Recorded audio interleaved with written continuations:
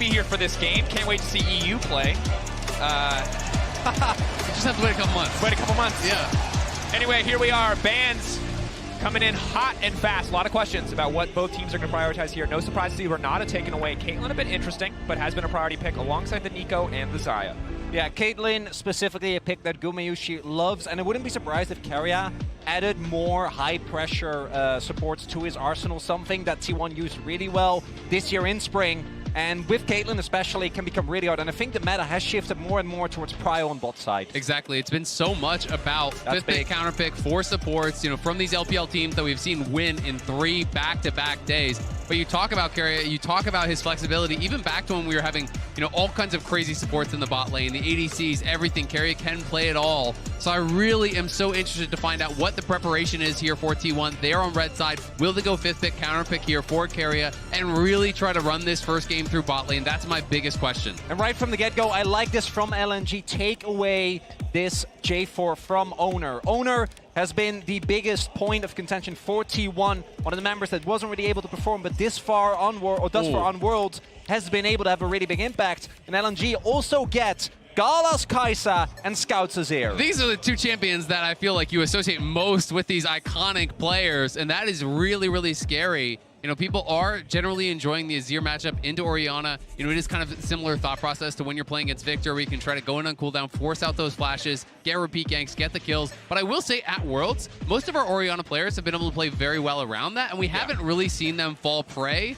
to that Azir play. So interested to see if Scout can really kind of ramp things up and change that script. And I'm also curious to see what T1 do with this blind pick Aatrox. What are they going to take away now to try to make sure that this is a setup matchup for success for Zeus? Because when I look at the first 3 picks on the side of LNG, I feel like they got everything they could possibly want here between the Azir as well as the Kai'Sa. What do they actually want to take away now on the side of T1 to make sure they're getting something out of this Aatrox pick? I mean, I think you could just ban Renekton if you're going to ban another top laner, but they might just go more towards supports. You know, the Jax is already banned out. I do think you can ban out Renekton. It's obviously a great option. Cassante, you think you're generally happy about playing into that matchup as the Aatrox, but it is just going to be a focus on supports here, and maybe going to be a pick for support on 4 even for T1 to really kind of thin the pool. Yeah, I wouldn't be surprised if LNG opt into the Senna ban here. We've seen the Senna be really successful into Kai'Sa specifically.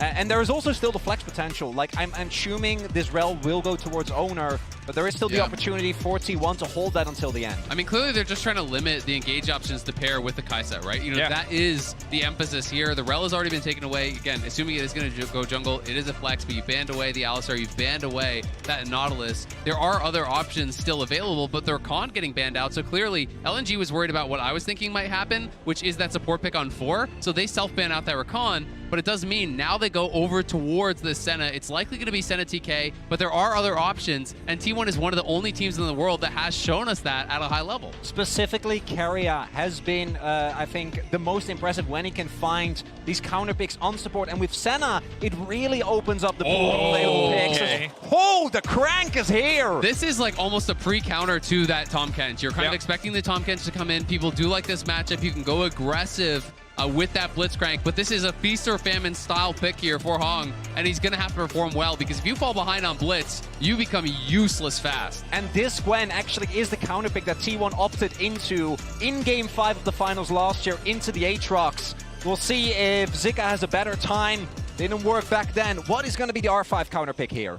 I mean, this is, I'm expecting it to still be the TK, but, you know, is he going to go another option? Because I do think there's a lot of other good pairings. I've seen things like Cho'Gath. Neela is something that I've heard about. Yeah! And Neela's going to get locked in. It is the Neela Senna lane. This is something that a lot of people have been kind of whispering about it, talking about it in solo queue, popping up in scrims as well. The ability to all in here is really, really high. You can play it aggressive, and I think it's going to be a true support Senna. It's not going to be the fasting Senna here. It is just going to be a full-on Senna support. This is really exciting to see this brought out in such an important match. Absolutely. A crazy curveball to throw in Game 1. If you manage to come out on top in this game with a Neela pick, suddenly this is a must-pick ban, highly contested champion, can change the entire structure of draft moving forward. But can they execute on it? As highlighted, Neela, very feast or famine, synergizes with Senna fantastically, yes, but not the traditional safe, hyper-scaling AD carry. Very vulnerable as we get later into the game. Yeah, and the Nila specifically is something that T1 themselves suffered defeat from. It was one of the matches midway through summer when they lost against Nov2023. And it actually was a really big point, because that was the point where T1 really started to crack, and we saw them falter more and more. And after that, we did see the pick pop up a lot more. So even in summer, it was already played someone in LCK. I mean, it's so interesting because, you know, Senna traditionally, you want to pair with melee champions that are farming, and you queue through them for the heal plus the poke at the same time. Nila basically works in the same way. Nila is essentially just a melee AD carry, right? Like, you are playing that short range style. You're going to be between the enemy and your Senna, so the Senna can get that double value, can look for the pokes. You can look for all-ins as well, trying to go aggressive, trying to find those plays. And I'm so interested to see what kind of a build we're going to get from Guma, because there's so many options. Some people even go things like that are more kind of tanky options, and they just act as like a pseudo-engage, that primary engage. You know, what kind of a build is he going to go? That it really remains to be seen. Something we're going to have to find out as we get onto the Rift for Game 1 here. Massive quarterfinal for all of the LCK, the last hope, T1. On the red side versus LNG. Of course, you can connect your League of Legends account with Prime Gaming to grab the exclusive Braum W emote. Get those rewards. Get in there. And we've already seen Hung actually place an early ward to try and take control of the brush. Obviously, into any Nila lane, you're going to try and make sure that you can actually threaten with the Blitzcrank, because if you just let Guma and Keria take control of the lane level 1, it can become really hard to play out, as once you get an experience lead, actually retaking control can be tough. I mean, Blitz just has to threaten all-ins in basically every Blitz lane ever, right? You offer nothing other than that. So, especially against a ranged support like the Senna, Keria doesn't have to farm. You're just going to be purely focused on harassing this Blitz, poking down this Blitz. And if Hong is not able to put on that pressure, if he's not able to step up and really make them worried about those hooks, then it's going to be tough, and they're going to use this pressure here. Level 1, really strong with both the bot laners there from T1 there to assist. Oner moves in. He's going to be able to steal away the Raptors and see if he can find anyone on the red. Doesn't see it, so he's just going to go back up towards his blue buff, looks like. Seeing what angle they can find to maybe generate an early advantage here, get something done.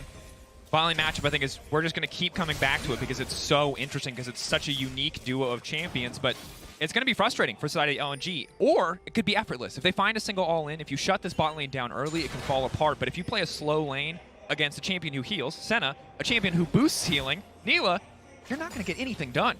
And yeah, now you can see how Gal and Hung already on the back foot here. Not able to walk up. Early level 2 comes through, courtesy of the experience sharing from Guma as he grabs those creeps and just makes the lane that much more difficult. And both these champions, you know, we talked about, Scout's going to have to flash. Flash to the safety, clockwork windup. Faker not going to overextend.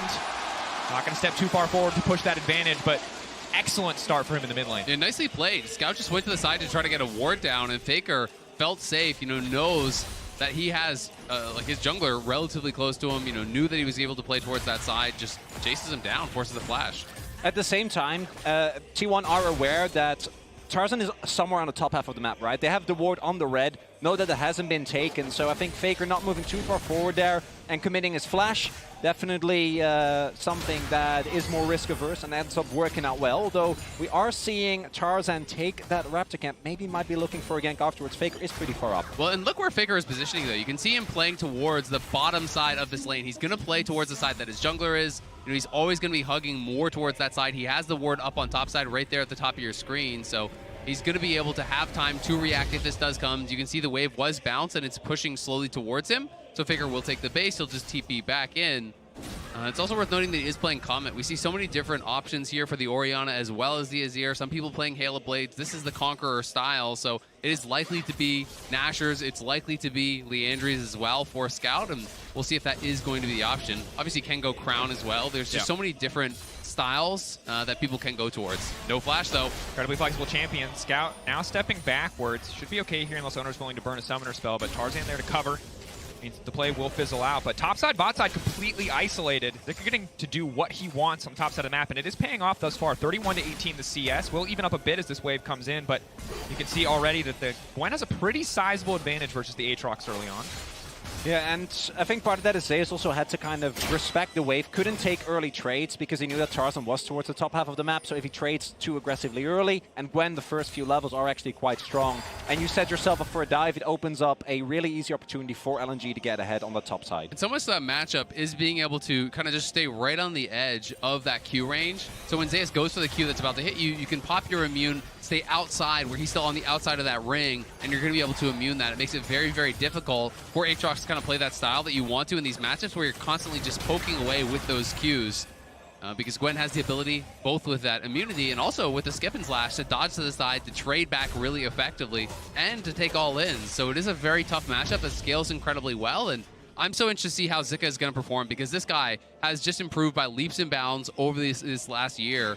In summer especially, I thought he was incredible in the LPL, and there is that style that I'm talking about. Right on the edge, the Q gets immune, and he's going to be able to get a good trade back as a result. Excellent Q2, though, to ensure the pullback does come in. That said, Zeus still not coming out on top in these trades. Will get easier once he has some natural sustain to come through from the Gore Drinker, but right now, when running the top side of the map, Oner there just to cover, just to pick up the Krugs. Yeah, big finger, Zeus hasn't actually backed yet. His wave state is kind of awkward, though. I wouldn't be surprised if Oner goes for a lane gank here, but did get spotted. So Zika shouldn't be in any trouble, but at the very least, it should allow Zeus to push out and get a back in, and then use his teleport to get back to lane. And again, I'm pretty sure Oner did get spotted, so shouldn't really be any risk for the Gwen here. Does always get a little bit dicey, though, you know, when Gwen hits 6 there, because he can try to hold this wave potentially. Oner has base. Obviously, Zika doesn't know this, so he's still going to play down towards River, where we know that Tarzan is available for a potential counter gank if he had stayed around. And seeing that the wave got pulled with a cannon, Zeus couldn't actually base, and now Oner is not there, and the jungler's coming up, and Zika 6, so they're going to look for an all-in. Zeus has the ulti, a bit extra movement speed. Will get away from the flank drag. Quick flash out to safety. Instantly just going to ult for the extra movement speed. Now the damage coming through from the Gwen. Tarzan looking to pull out the flash in. Zeus still living for now, but first blood on the top side for LNG as Zika cuts him down. Really well played there by LNG. Oner didn't want to show, so he didn't want to fully kind of just show on the wave to be able to help him crash. As a result, he hides his positioning, but it means that Zeus had to stay around because with that cannon, it was going to be a freeze. Oner will start up the Dragon on the bot side here, though, so we'll see if LNG has anything to say about it. Really well done there by LNG. It's using the fact that Zeus really wants to get that wave in. The adaptation from Tarzan to, instead of going back, up towards that top side gank. T1 will be able to pick up the Dragon, and I do think that the fact that Zeus still had his teleport available means that at least right now he will be able to pick up most of the CS and the wave, but it does mean Zika already has about like, 40% of a level up and has a kill plus a 20 CS lead. So this Gwen is going to be really tough to deal with as we get into the mid to late stages of the game. I mean, it's first blood as well, so it's nearly an 800 gold lead up there in the top lane, which is going to be really, really rough, but Zeus trading well there. The wave still should crash. It's too much to hold and you're too low HP. So the wave will crash. Zika's going to go see if he can find some honey fruit likely in the river. And if he can get it, which he does, I can see his health going up. So he's going to pick that up, but still Lex to base. And the investment top side just certainly paying off thus far for LNG and their counter pick with the Gwen. The bottom side, however, Guma doing pretty well to at least have a small lead over Gao. The biggest difference you're going to notice is experience, again, because of the champions selected. Might free up Keria to lay down a little bit more global pressure with the ultimate. Something we're going to have to see if T1 are able to use. And it's a good bit of push here for Keria and Guma. And I want to see, you know, if T1 are going to be opting into, you know, that soul optimization, you know, trying to follow around your jungler, trying to pick up all these additional souls, because really kind of ramping that up is such a big deal, especially if you are playing purely support Senna. You know, where you're not going to be farming, you're not going to be kind of getting that additional gold through that mid game because you do have a true AD carry. It's not like you're paired with Tom Kench where you can start picking up more and more of that farm. So I want to see how he optimizes. He's at 27 souls already, but that is going to be a huge portion of your damage in this kind of a game. Certainly is. Every 20 souls, 15 AD, 20 range, 10% crit chance. So it's going to feel good every time you hit one of those breakpoints as Keria. T1, 3 members in the area, ready to set up. Scout on the flank, however, going to look for the shove. Is going to manage to catch only Zeus in the meantime. Faker still standing strong. Shockwave getting good damage down. T1 quick to force the fight. Zika not powerful enough to force that one through. T1 taking one and might just turn right back to the Herald. And T1 there, a lot of confidence. Crucially there, I think they're relying on the ultimate from Keria. In these early skirmishes, the heal as well as the fact that you can take, or rather focus on a target with all the CC that is available for T1 with Shockwave, the entirety of Rel's kit, and Aatrox. And LNG going a little bit too ham on the early skirmish. Yeah, I mean, absolutely. Just look at the itemization for Scout right now. Like, he's got a crystal, he's got some mana and a dagger. That's it, right? Like, he doesn't really have much power behind this, so he does find a decent ultimate, but the follow-up's not going to be there. Tarzan not really able to get much damage done. Zika, I think, was just on tabbies at the time of that fight, so definitely not in a great position to force it, and they do get punished pretty heavily here. Big here as well is that Zeus has a Hex Drinker, so that actually is really good in this early 3v3. Can tank a lot of damage. You see as well, Tarzan just gets 100 to 0 between the CC from Oner as well as Faker Shockwave, and then you're already a member down. This Aatrox is ready to go after you, and I think LNG should be happy that they're able to get the rest of the people out. Yeah, I mean, the Sentinel helps, sure, but it's not like they were even close to killing anybody. I think that was an ill-advised fight for LNG to take.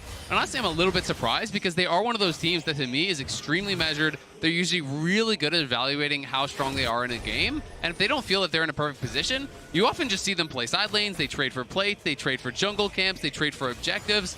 And they're one of those LPL teams that is least likely to fight you if they don't feel that they're in an advantageous position. So it is a little bit surprising to see them opting into it, and T1 does punish. And you can see as a result, the gold lead opening up. Faker up over 20 CS, gets a kill there, and has taken 2 plates. So the Orianna is more than 1,000 gold ahead, and the Herald's now going to get dropped. Yeah, Herald going to come crashing down here, only going to further extend Faker's lead. As you can see on the bottom of your screen there, Scout doing what he can to just push everything back, but now they might just go in for the counter punch. Scout pulled away, forced to flash out to safety.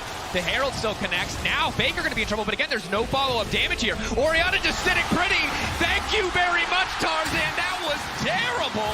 And now what the hell? T1!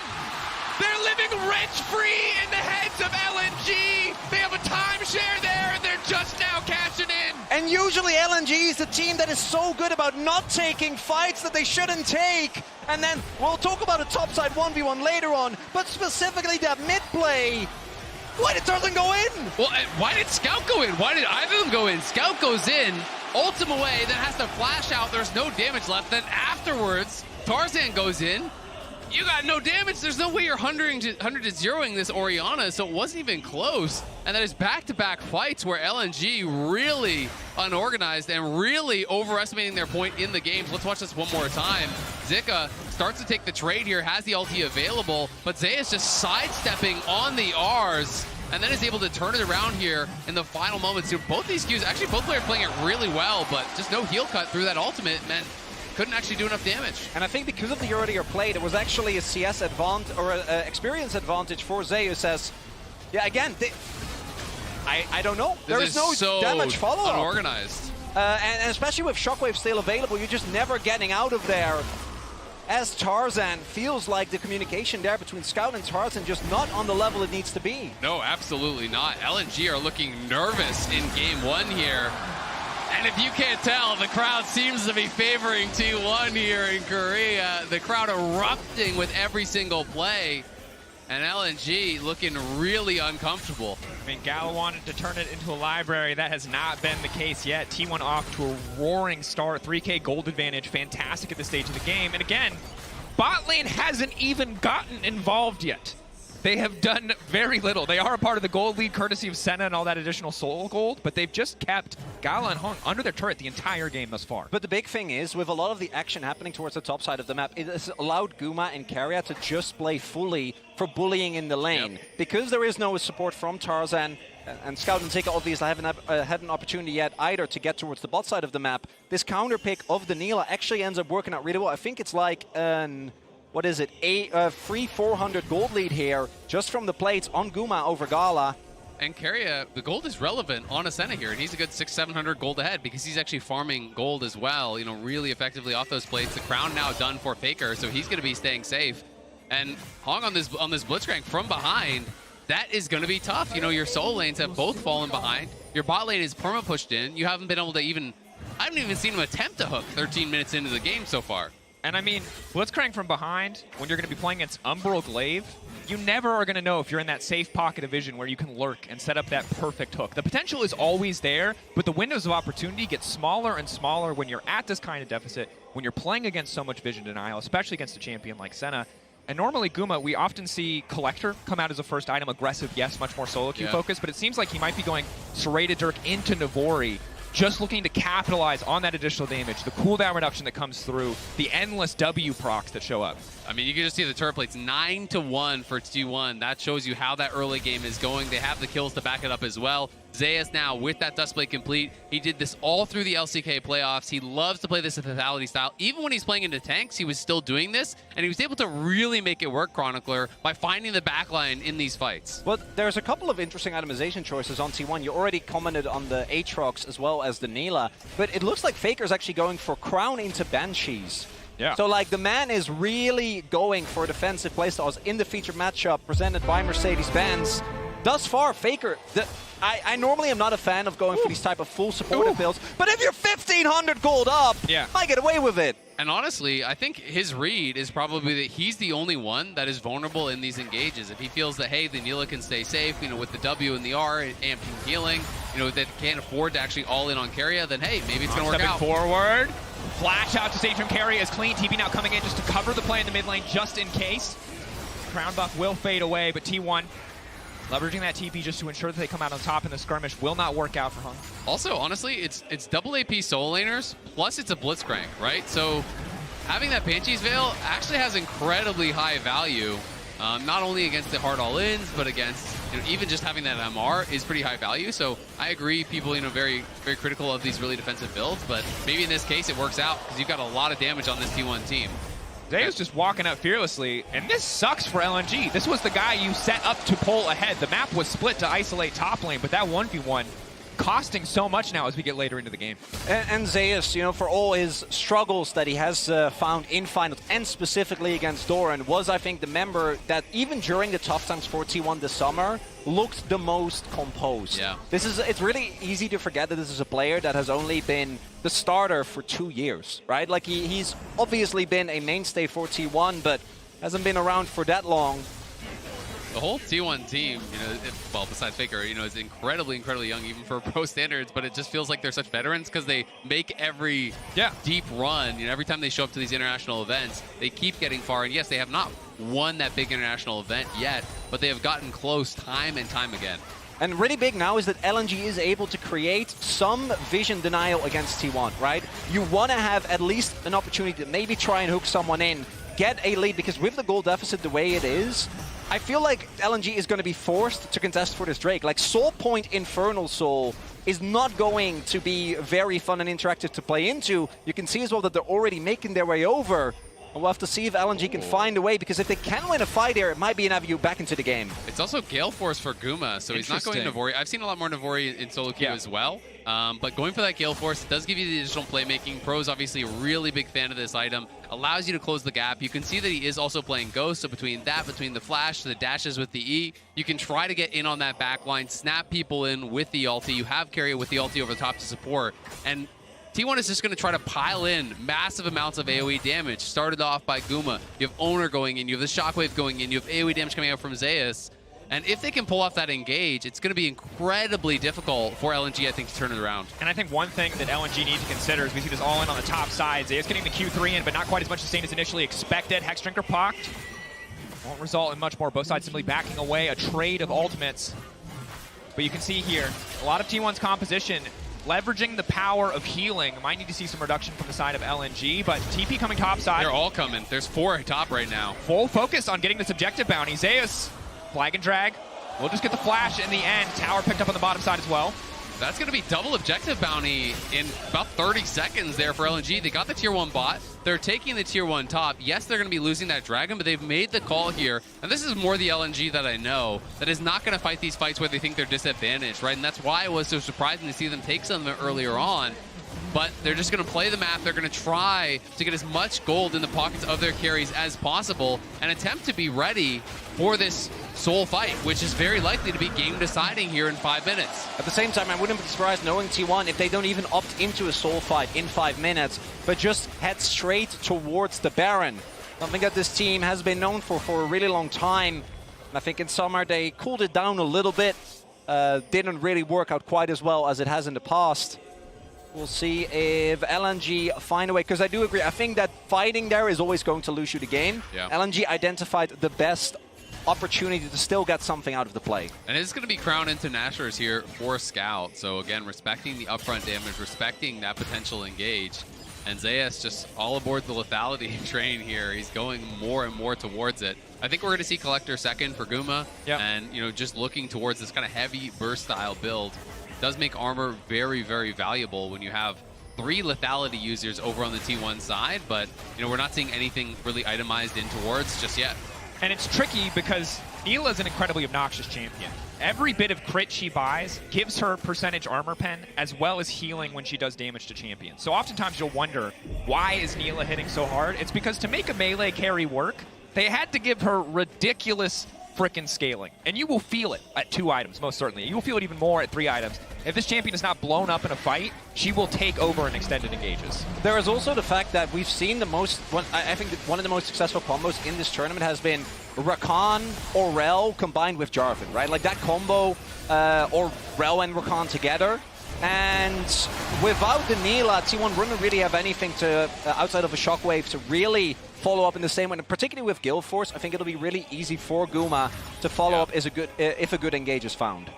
Absolutely, and I even think there's opportunities to just start it off yourself if you do find that angle, right? That's what makes this champion so unique, is that you can be the primary engage, and it's not really in a way that any other AD carry can. Sure, there's champions like Ashe, but it's obviously very different shooting an arrow out versus shooting yourself out. Sure, and she's also one of the only AD carries in the game that can go, oh, Gwen wants to jump on top of me, that's fine.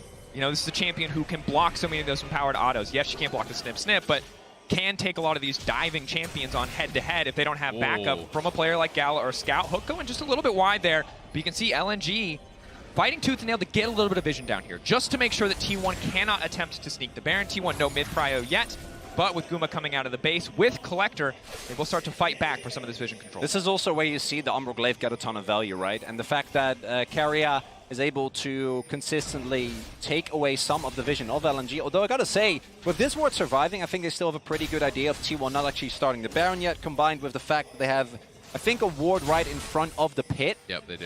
Which is good scouting on LNG's part, knowing T1 and their knack for starting Barons on a moment's notice. Scout here on the side. He's just going to lay down a little bit of poke here, get the Conqueror stacked up against Oner. Blitz. Just going to continue to fish for these picks. But Banshee's Veil plus Crown, you know, you talked about it earlier as a build. It's obviously a very conservative build, but at the same time, no one is ever killing Faker. It's just not going to happen. Yeah, it's going to be really tough, especially from the position that T1 are in. And there's so many threats on this team that it's going to be really difficult to get into the backline towards him. But at the same time, you know, you have to respect the fact that Scout is on his ultimate comfort pick. Gala on his ultimate comfort pick is on 2 items. Scout likely to have his Nashers done relatively soon. And LNG, I think, are going to hope to get their 2 items done before this next Dragon. And I think that is where they're going to try to just draw the line in the sand and try to turn this game around. If you can win a big fight there, if you can take that Dragon away from T1, maybe knock some of these towers off the map, all of a sudden, the game becomes within reach. And do note as well, talking about 2-item power spikes, Zeus actually finishing the Edge of Night, another Blitzcrank counter item, right? Yep. Making it hard for him to get hooked in. Oner with the Knight's Vow, which I think he put on Guma just now. Yeah, there's really not good poke either on LNG's side to actually knock off Banshee's or Edge of Night. Not a lot of ways. And in about 30 seconds, this is going to be a must-win fight for LNG. Infernal Soul also going to take away a lot of the potential problems with lethality. Because if you add all the extra damage on top of that, it's not going to be nearly as much of a problem. Or T1 might pivot towards the Nash. We'll see what T1 want to do, but this is an opportunity. 2 items across the board, just about for the side of LNG. Maybe a chance to fight their way back into this game. Some unforced errors earlier on, costing them dearly as we've gotten later into this game. But they can reset the script right here if they can find the right angle on this fight. You can see both teams trying to fight for this mid lane wave, but all the vision for T1 is focused towards that Baron side, and T1 do have mid-prio. The Dragon spawning just now, so will LNG just try to rush it? And the answer is going to be yes. Zika's already on it, and T1 are coming, so the fight is going to be on. Have to be careful about locking themselves in the pit. Keep your eyes on Guma if he gets to the back line. Oner now stepping forward. Dragon Soul stolen, and now it's Gumayusi looking to tear through the entire team. Goes golden right to the back line. Zeus continuing to step up, but Zeka needs to be the difference maker. Zeka needs to hold on, but there are too many members free firing into the Gwen. Zeus stands strong on the backside of the fight, taking down so many members on the side of LNG. And Zeka tries heroically, but it's not enough. The steal comes through. T1 have the gold lead, and they're able to take a commanding lead. Only Keria ends up going down. Busan erupts as T1 claim the soul, claim the ace, and claim the Baron. And you have to think they've claimed game one as well. An incredible start to the series from T1, showing us something new here on the world stage with the Nila. But you can see the start of this fight, everything they could want, and it only gets better from the moment that Infernal is stolen. Yeah, they're just not able to really do anything with this Blitzcrank. I mean, I'm not able to find an angle to engage. LNG is so focused on trying to actually knock down this dragon that Zika's not in a good position as the fight starts. And then Gala just gets tipped there, and as Hong hooks him, he hooks Zeus in. Thanks for the alley-oop. He slams it down on Gala. And gentlemen, I'm not trying to flame anybody, but I don't think Hong is going to play Blitz again. It's the self-ban angle. It might be the self-ban angle. Yeah, Blitz, as you pointed out at the beginning of the match, Azil, is very much, it's hit or miss. Yeah. And that was the first hook, Chronicler. Miss. Yeah. That was the first hook. The first hit was a miss. Yeah. Or a hit if you're a T1 fan. True. They might want more. They might say, let's run it back. Yeah. Would be understandable, but look at the teamfight damage. Look at how many threats there are. The lethality Aatrox hitting like a truck, combined with the Nila, combined with Faker, even on this super tanky build, still outputting so much damage. Hook not quite going to connect there onto Oner. He could feel the wind on his backside, but T1 just barreling down the bottom lane. And honestly, it's just been a tough one for LNG because you lost topside around these engages at Herald, around this engage in mid lane. Your bot lane in the 2v2 doesn't really stand much of a chance. You're perma pushed in. So even once this Blitzcrank got out of the lane, there wasn't much recourse for him. And T1 on the push. Zeus maybe in trouble. Zeus off to the side, but LNG has to be careful about overcommitting. Zeus still just taunting them, teasing them. Blitzcrank, can the hook come out? Cataclysm locking him in. They will connect, but he pulls it back. Apotheosis! Gumayusi ascending to godhood in that moment as LNG are torn to shreds. T1 too far ahead. They make it look effortless. It's a clean ace for T1. Faker shockwaves the minions just to speed up the demise of LNG. The Korean fans erupt here as T1 gonna claim game number one. Busan will not be silenced yet. Incredible start for T1. LNG kicking themselves after that early game, and to be honest, it was a mess there as we got later and later in the game. Gonna have to go back to the drawing board as we get ready for game two. And coming into this game, for me, as I mentioned at the beginning, the most important player on the T1 side was Oner. How was he going to be able to play? And I think it was him and Faker, the combination of the Rel plus the Orianna that ended up being really big. And then also on the flip side, Tarzan in particular, having a really rough game on the Jarvan. Like, they picked that away, which I think was the right call. But after a game like that, I don't know if you can do that a second time. I mean, I think he had a bad game.